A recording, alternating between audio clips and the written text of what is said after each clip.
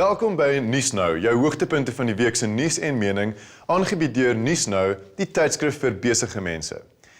Die eerste propvol vliegtuig is in 'n vuurbal vernietig. Toe die tweede een die World Trade Center in New York deurboor, het miljarde mense dit op TV gesien en die wêreld was nooit weer dieselfde nie. Die wonde is nou nog rou, 10 bloedige jare na 11 September 2001. Amerika het teruggeslaan in Afghanistan, Irak en Pakistan.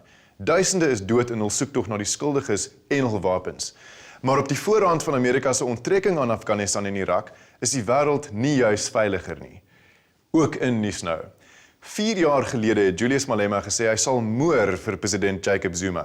Nou brand Malema se ondersteuners T-hemde van die einste president en is die slagordes opgestel vir wat baie kenners sê is 'n geveg tot die dood. Dalk nie letterlik nie, maar heel moontlik die politieke dood van of Malema of Zuma. Volgende jaar kies die ANC nuwe leiers.